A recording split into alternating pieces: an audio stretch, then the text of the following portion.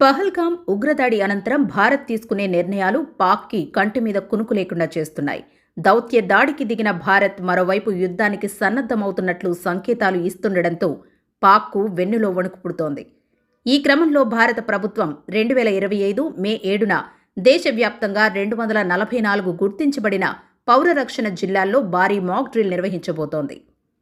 క్షిపణి దాడులు లేదా వైమానిక దాడులు వంటి యుద్ధం లాంటి పరిస్థితుల్లో సాధారణ ప్రజలు ఎంత త్వరగా సమర్థవంతంగా స్పందించగలరో పరీక్షించడం దీని ఉద్దేశం. ఈ మాక్ డ్రిల్ నిజ జీవిత దృశ్యాలను ప్రతిబింబిస్తుంది. వైమానిక దాడుల సైరన్లు మోగడం, నగరాల్లో విద్యుత్ అంతరాయం, ప్రజలు ఆశ్రయం పొందడంలో ప్రాక్టీస్ చేయడం, అత్యవసర సేవలు త్వరగా స్పందించడం వంటివి ఇందులో ఉంటాయి. ఈ మాక్ డ్రిల్ ఉద్దేశం భయాందోళనను నివారించడం, గందరగోళాన్ని తగ్గించడం, ప్రాణాలను కాపాడడం.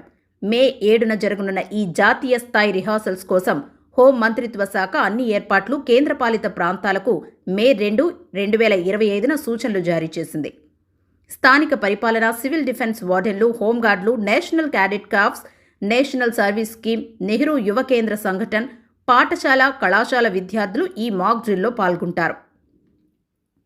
ఇటువంటి సన్నాహకాలు జాతీయ భద్రత కేవలం సైన్యం బాధ్యత కాదని సూచిస్తున్నాయి. సామాన్య పౌరులు ఏం చేయాలో, ఎప్పుడు చేయాలో, సంయమనం ఎలా పాటించాలో తెలుసుకున్నప్పుడు మొత్తం దేశం బలం పెరుగుతుంది. ఇది దాడి అనంతరం ప్రతిచర్య మాత్రమే కాదు, దాడికి ముందు అవగాహనలో భాగం.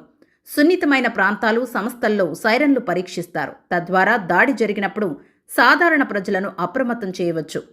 డ్రాప్ అండ్ కవర్ సమీపంలోని షెల్టర్లను గుర్తించడం, ప్రథమ చికిత్స, సైకలాజికల్ మేనేజ్మెంట్ గురించి ప్రజలకు బోధించడానికి పాఠశాలలు, కార్యాలయాలు, కమ్యూనిటీ సెంటర్లలో వర్క్షాప్లు నిర్వహిస్తారు.